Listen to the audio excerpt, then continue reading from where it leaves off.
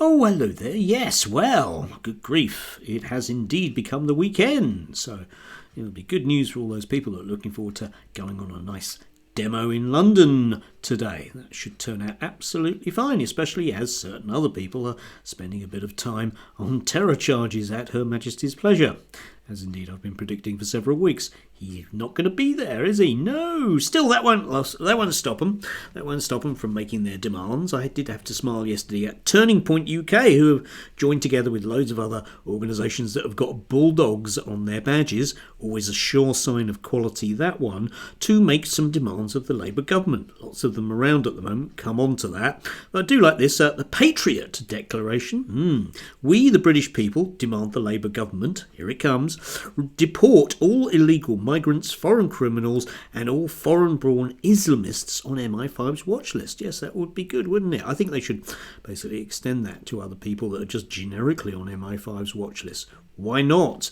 After all, especially those people that might, potentially have been held on immigration charges in the past. Yes, end two-tier policing by enforcing police neutrality standards. Indeed, you wouldn't want somebody coming into this country having basically evaded justice and then not being picked up by the police. So that's a very good thing. I'm sure they're going to be very pleased about that someone like Tommy hasn't actually just managed to squirm out of things because of potential public order offences. Oh no, we wouldn't want that, boys, would we, with our bulldogs? No. Create a new police force to monitor migrant crime, announce a national crackdown on knife crime and increase stop and search. Yes, indeed, I think it'd be very important this weekend with all of those people going on that demonstration in London to make sure that they're frisked for nasty substances or indeed weapons they might have by the police. After all, we wouldn't want two-tier policing, would we? No. End mass migration and severely reduce the number of legal migrants entering Britain.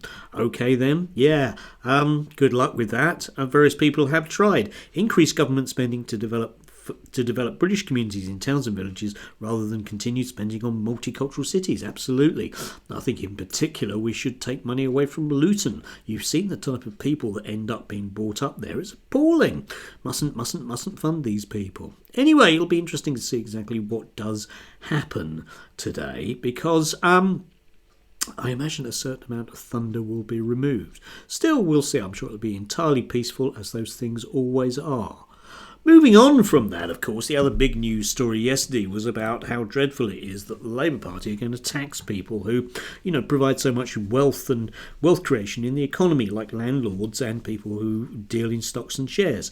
Yes, wealth creators, as indeed probably most of the Conservative Party will call them. And apropos of that, I did, again, yesterday had to smile at this with Darren Grimes, yes, who's, I believe, about 12, from certainly his view of history here. The history books tell us that Britain in the 70s was a pretty awful place to be, with blackout strikes and sky-high inflation. No, they don't, Darren. Actual history books don't say that at all, but that's because you haven't actually read any history books, so you've just made it up, because after all, everybody who votes Conservative knows full well that Britain in the 70s was an appalling place to live, apart from all the great things that were there, yeah.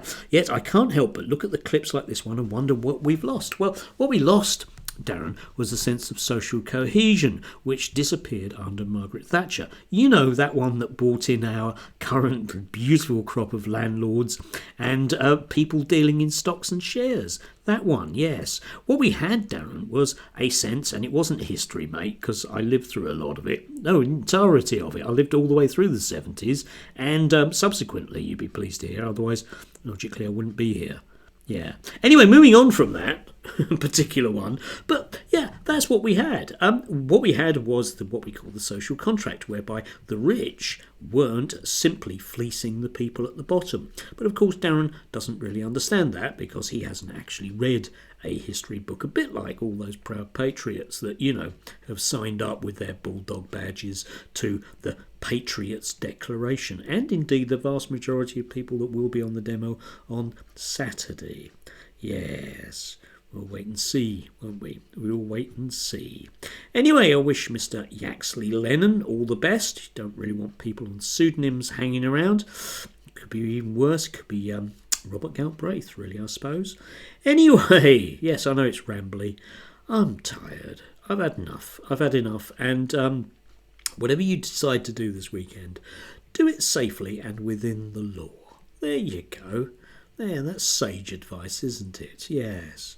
Yes, it's astounding that us Marxists can give out such things, but you know we are, broadly speaking, so authoritarian, aren't we? Anyway, do have a lovely one. Enjoy it whilst you can.